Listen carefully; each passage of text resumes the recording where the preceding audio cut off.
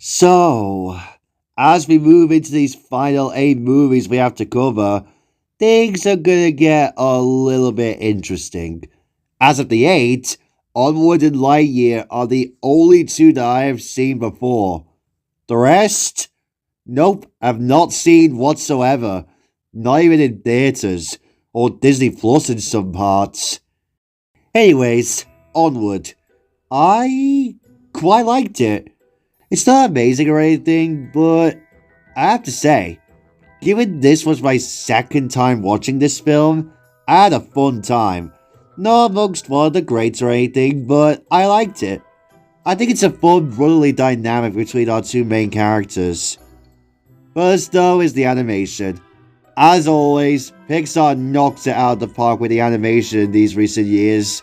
The lighting is one to none here. From all the mountain sceneries, to the lighting in the dark night skies throughout a big majority of this film. And I love all of the lighting in the cave scenes, as someone who likes a bit of flooded caves and mines quite a bit. As weird as that sounds. But hey, I like being weird. I was quite surprised about how great the music was in this film. Michael and Jeff Dada came back to do the score here, after doing the score for The Good Dinosaur. And they definitely stepped up their game with the score. So many fabulous pieces here. And in terms of voice acting, I was shocked to find out that Julia Louis-Dreyfus, as voice actress, came back for this movie alone, as Ian and Barley's mother. And she does a splendid job here. And it really felt surreal going back to one of Chris Pratt's earlier voice roles. After hearing him do a great job as Mario in the movie series, Pratt plays Barley, and he does a splendid job here. I wasn't even expecting modern Spider-Man himself, Tom Holland, to voice act in this thing as Ian. Nevertheless, still a fun voice role here. And I really enjoyed the story. It's about Ian wanting to fit in with the group. Things don't go the way they expected, which makes him sad. But only once finding out the source of trying to revive his late father, him and Barley set out on a quest to find an ancient artifact to restore their father for 24 hours.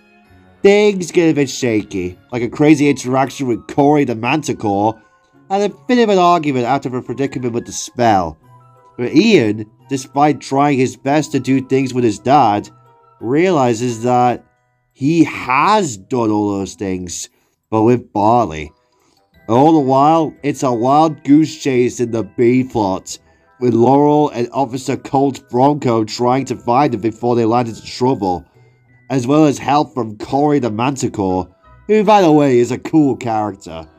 Yeah, it is just going back and forth, which has been done in Coco before this, but at least it's doing something different.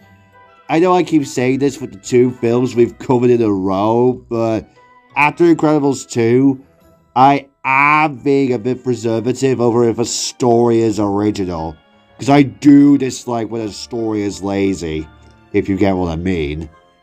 There are some moments in the story though that I want to mention. First is the opening scene. I really like how it's established, showing that magic was the key source of everything. But over time, modern technology became the new source, and it became that way for years to come. It's a fun little opening montage sequence, and I love how it gets paralleled at the end of the movie after Ian and Barley's adventure. Another is the scene where Ian Spell trying not to lie when he and Barley are disguised as Officer Colt kinda goes a bit wrong. This scene gave me a good chuckle, and you feel Ian's pressure when he tries not to lie. And you do feel Barley's pain when Ian accidentally says he's a screw-up, only for that to bite them both in the ass when Ian actually says he's a screw-up once they end up back where they started, at the high school. And that final battle was pretty intense, and I love that moment when Laurel braves it without a trace to help out. And I tell you what, That moment where Barley gives a final salute to his old band really was a sad moment for him. Doing all this shit with his band for a long time, complete with what is a kinda silly but charming paint job, turned into a sacrifice to continue the quest and stop the cops in their tracks. All because they came to a dead end. And I can't lie, but the scene where Ian realizes that all the stuff he was going to do with his father, ending up actually doing all that shit with Barley, is really sweet. And it really shows that Ian does actually care about his brother and his passion for what he loves most. It's just so darn sweet. And you really feel sad when he watches Barley see his dad. But that doesn't matter to him, because all that matters is that him and Barley are brothers, through and through. And Ian has a great character arc. Yeah, it's similar to Arlo in that he is, at first, kind of a scaredy cat, and becomes more braver and confident as the movie goes on. But like I said with the plot, that element doesn't really make this film boring, because the pace of it is strong.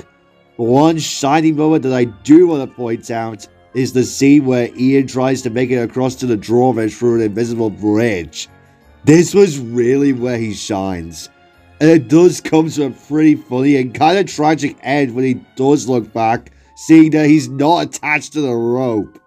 But it's still a fun scene. The B-plot stuff though, despite being a bit repetitive, does get a chuckle every now and then. Like how Corey just tases the pawn shop owner to get the sword. That was admittedly a badass moment for her.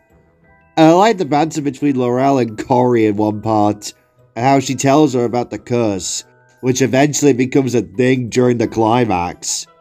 Now, as much as I find this film to be really decent, I do want to mention two minor issues. The first is of course the fact that the plot does keep going back and forth between Ian and Corey and the wild goose chase, but like I said, it doesn't really get boring, even if Coco has already done that, and I do see some similarities to that. But my other is that, when the band comes to the dead end, why didn't Barley just go through the barrier and keep on going? Would that have been the better strategy for him? Ah no, that kinda is a head scratcher moment, but it does end up with that sad scene I mentioned earlier. Overall though, Onward was pretty good. Nothing amazing or anything, but solid. Given it was my second time watching it, I had a fun time. There's quite a lot to like about it. From the characters, to the story, to the score, quite a lot to like. It does rank low on my rankings though, as I've only seen it twice, but I still enjoyed it. And if you haven't seen it yet, go give it a watch.